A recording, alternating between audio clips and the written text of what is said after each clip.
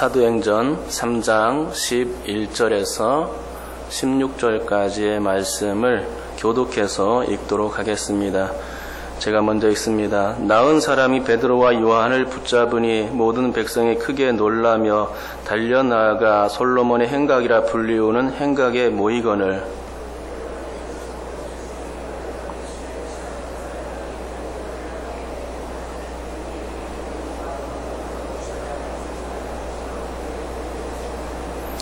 아브라함과 이삭과 야곱의 하나님 곧 우리 조상의 하나님이 그의 종 예수를 영화롭게 하셨느니라.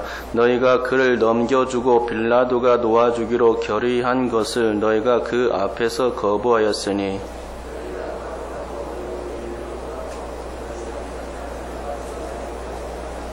생명의 주를 죽였도다. 그러나 하나님이 죽은 자 가운데서 그를 살리셨으니 우리가 이 일의 증인이라. 그 이름을 믿음으로 그 이름이 너희가 보고 아는 이 사람을 성하게 하였나니 예수로 말미암아 난 믿음이 너희 모든 사람 앞에서 이같이 완전히 낫게 하였느니라. 아멘. 성전 미문에 앉아있던 안전뱅이가 깨끗이 나았습니다. 그는 나면서부터 안전뱅이였습니다. 한 번도 걸어본 적이 없었습니다. 걷고 싶은 욕망은 꿀 같았지만 그게 마음먹는다고 되는 문제가 결코 아니었습니다. 불구로 태어난 것은 엎질러진 물과 같아서 돌이킬 수가 없는 것이고 결국 그는 걷지 못한 인생을 살 수밖에 없었던 겁니다. 하지만 그의 인생에서 커다란 전환점이 찾아왔습니다. 그날도 여느 때처럼 성전 미문 앞에 앉아 구걸하던 중이었습니다.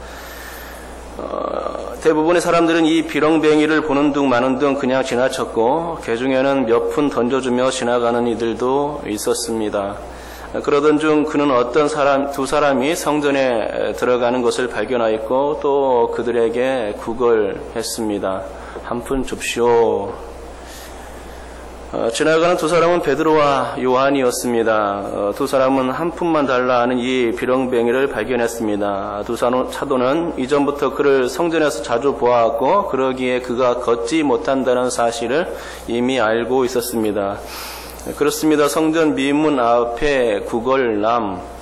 미문은 정말로 은과 금으로 시장된 아름다운 문이었지만 두 사도 앞에 이 비렁뱅이에겐 그것이 아무런 의미가 없었습니다. 성전 미문과 비렁뱅이의 차이는 너무나 현격한 것이었습니다.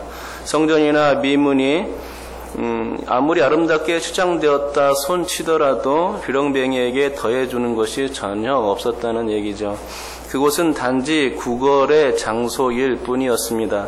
베드로도 그 사실을 알아챘습니다. 근 40여 년간이나 구걸하며 지낸 이 사람이 고작 하는 일이란 단지 이 미문에 앉아서 사람들에게 손을 벌리는 초라한 인생임을 알아차린 겁니다. 그래서 두 사도는 그에게 다가갔습니다. 베드로는 그에게 무엇을 줄까 이미 다 생각해 놓은 상태였습니다. 그리고 말을 꺼냈습니다. 은과 금. 지금까지 은과 금을 받아본 적이 한 번도 없는 그 사람, 단지 성전 미문에 치장된 은과 금만 보며 지내왔던 그 사람.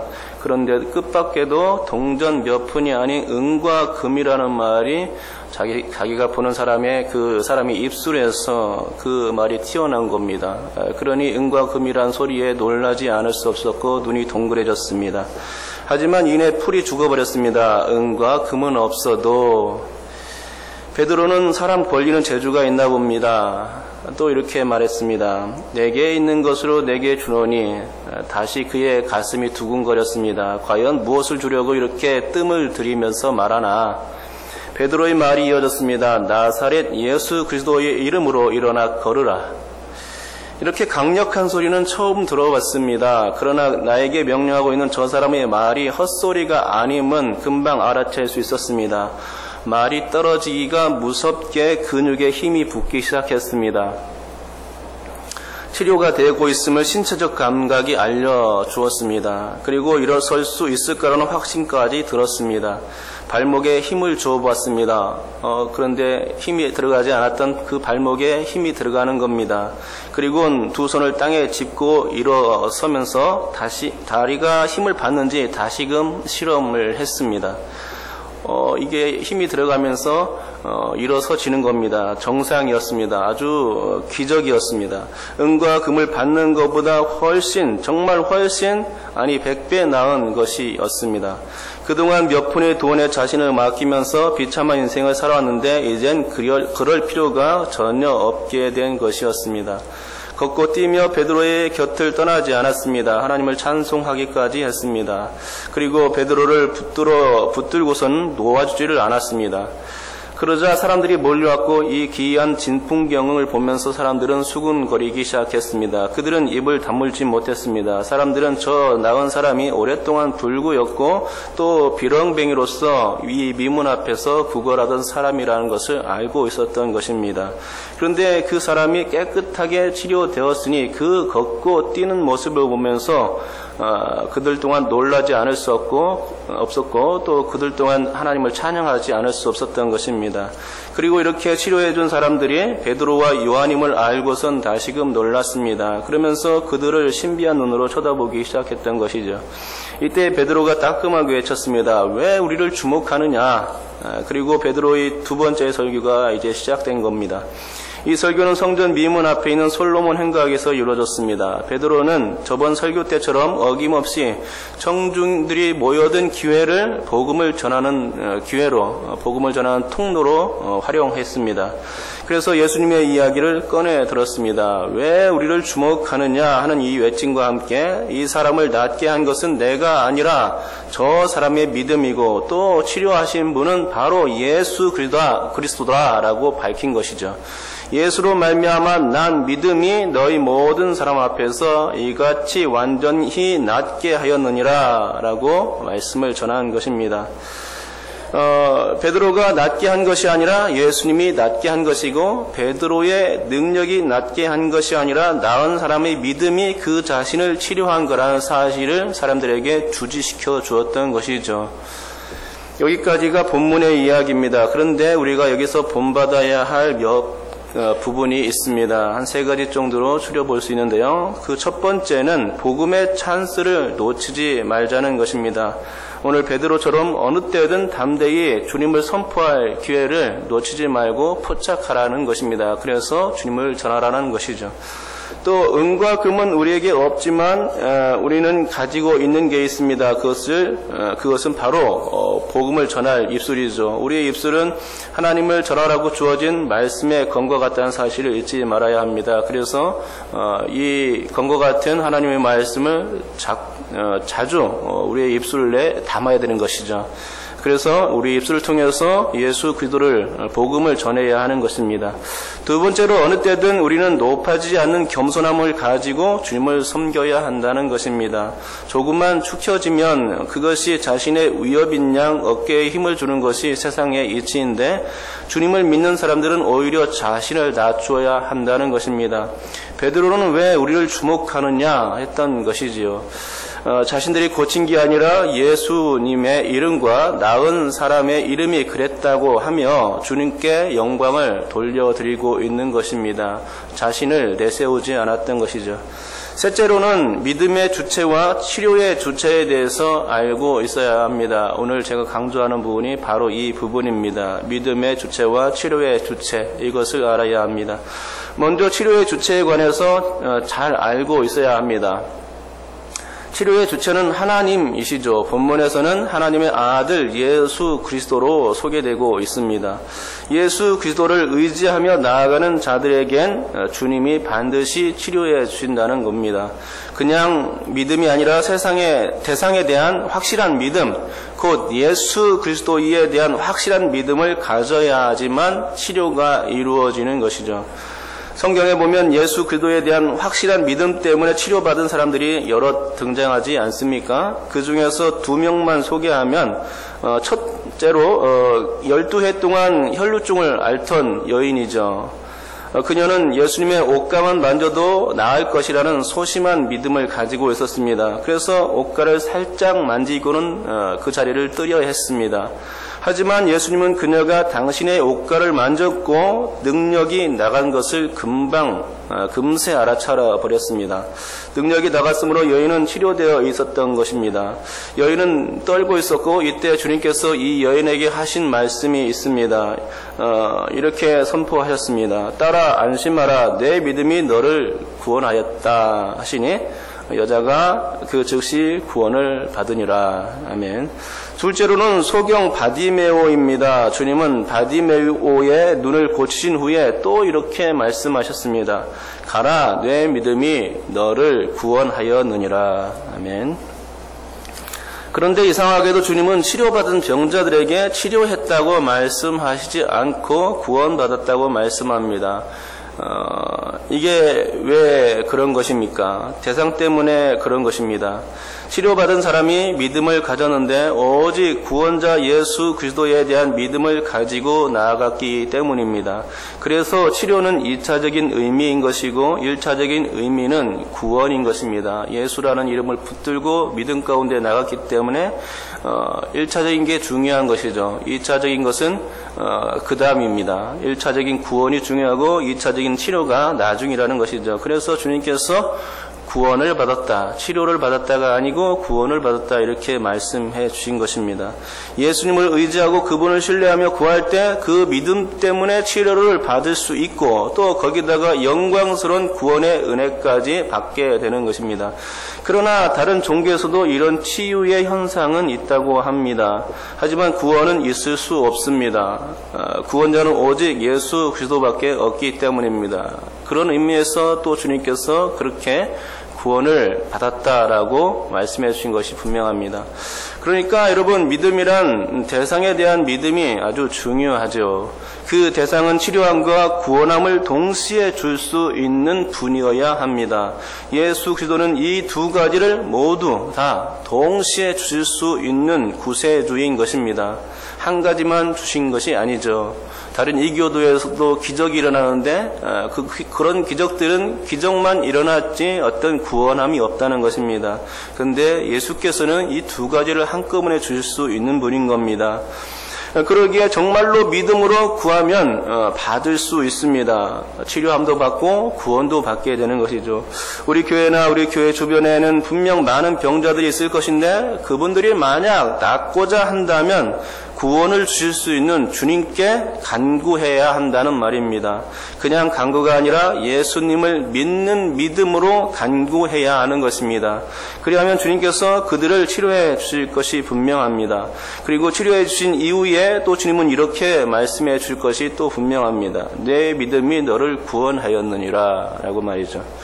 그런데 여기서 한 가지 짚고 넘어가야 할 사실이 있습니다. 그것은 치료의 주체가 예수님이지만 믿음의 주체는 누구냐 하는 것입니다. 누구 때문에 치료받느냐 하는 것이죠. 본문을 두고 사람들은 세 가지로 그 믿음의 주체에 대해서 말합니다.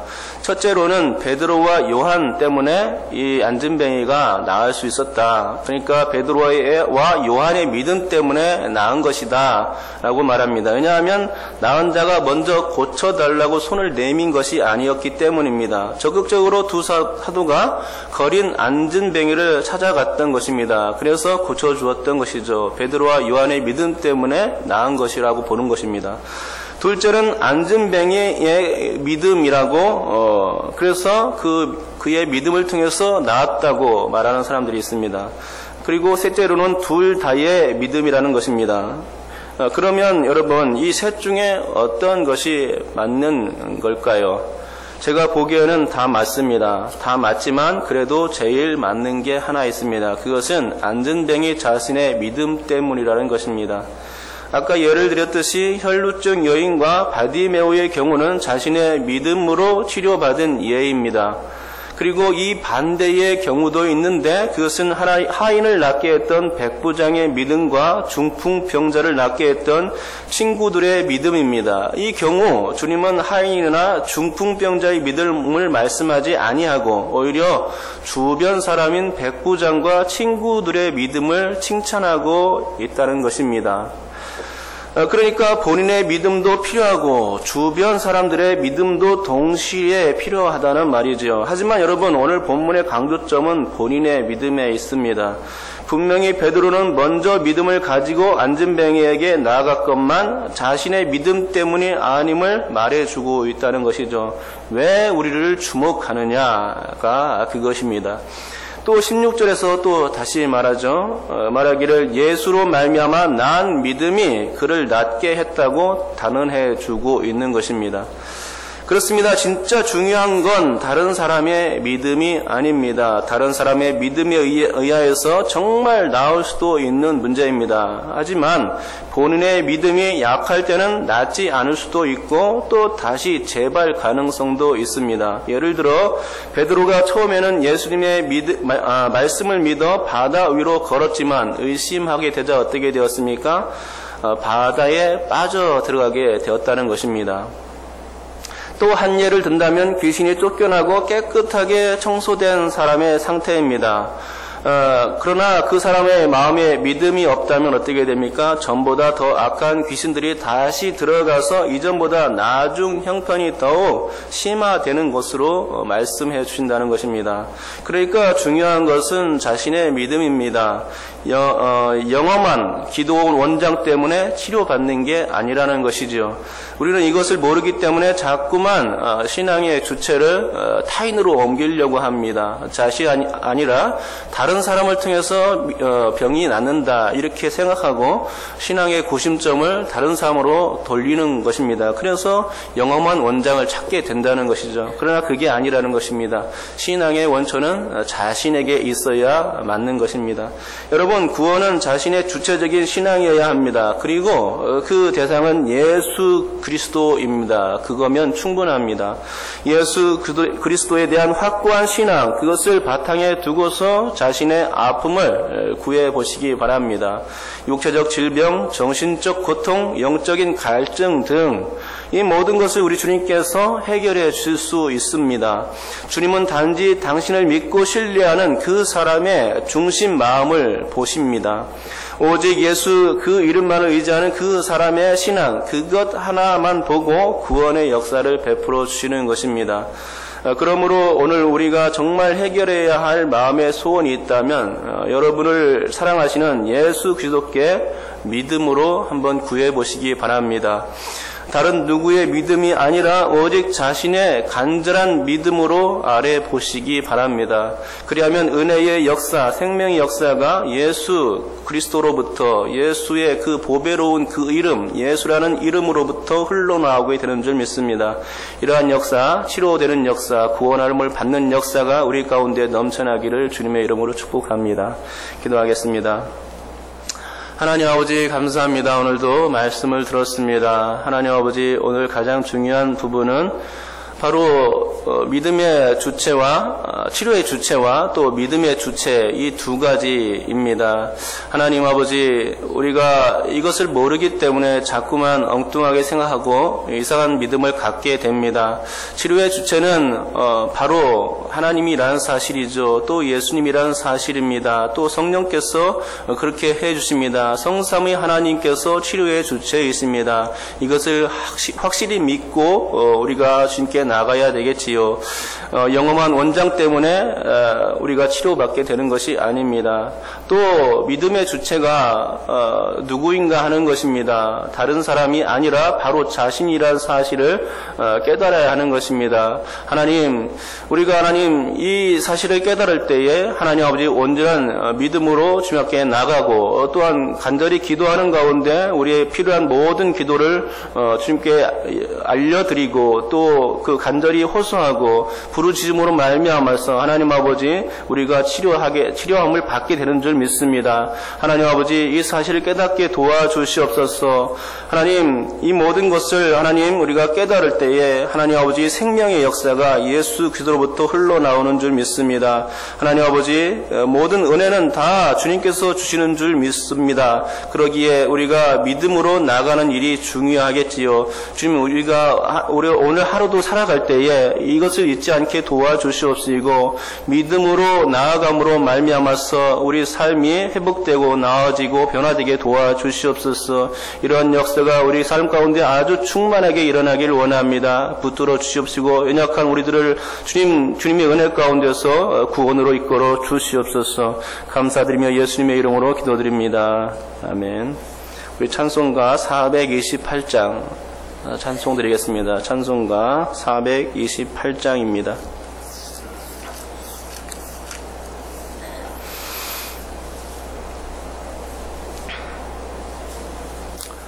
내 영혼 내 햇빛 비치니 주 영광 찬란해. 이 세상 어떤 빛보다 이 빛 더 빛나네. 주의 영광 빛난 광채 내게 비춰 주시옵소서. 그 밝은 얼굴 배울 때 나의 영혼 기쁘다. 내 영혼 내 노래 있으니 주 찬양합니다.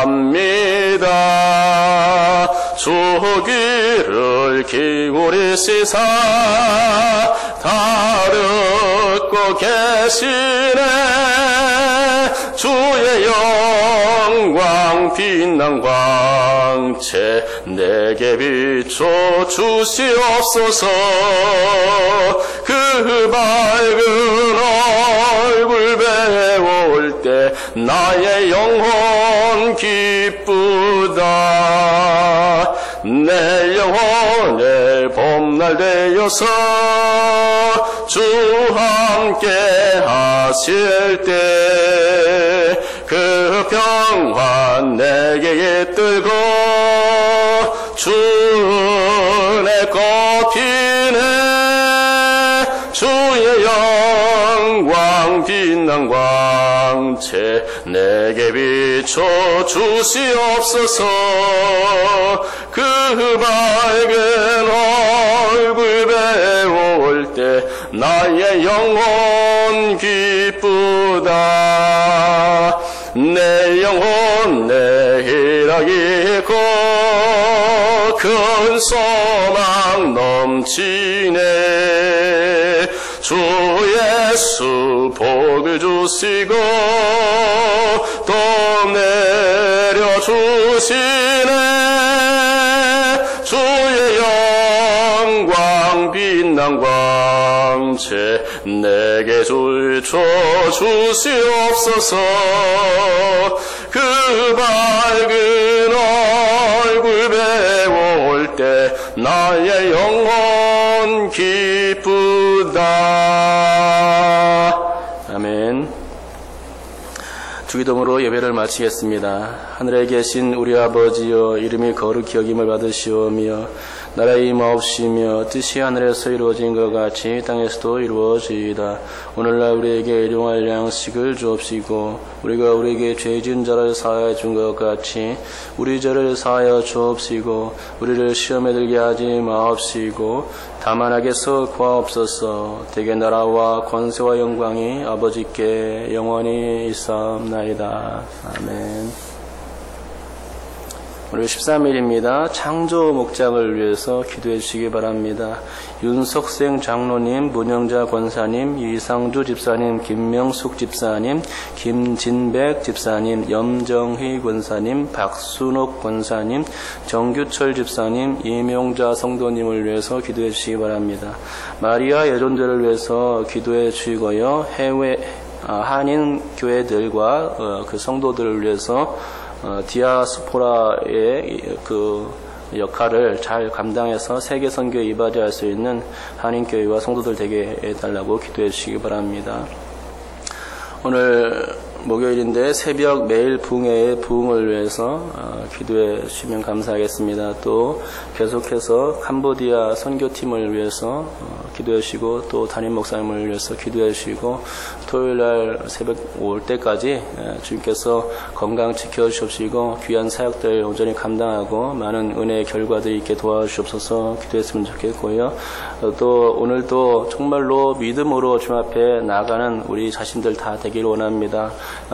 삶이 예배라고 하는데 예배 가운데서 오직 예수님만 붙들고 구하는 그런 삶이 되게 해주시옵소서. 나는 오직 예수님밖에 없습니다. 주님만 구합니다. 그러니 나의 모든 생각 가운데 역사하여 주시옵시고 나를 붙들어 주신 가운데 주님을 붙드는 가운데 모든 기적의 역사가 삶에서 나타날 수 있도록 인도하여 주시옵시고 주님을 붙드는 가운데 믿음으로 간구하는 가운데 치료의 역사 있게 도와주옵소서. 구원의 역사가 나의 주변으로부터 일어나게 도와주옵소서라고 믿음으로 간구하는 시간 되었으면 좋겠습니다. 다 같이 기도하겠습니다.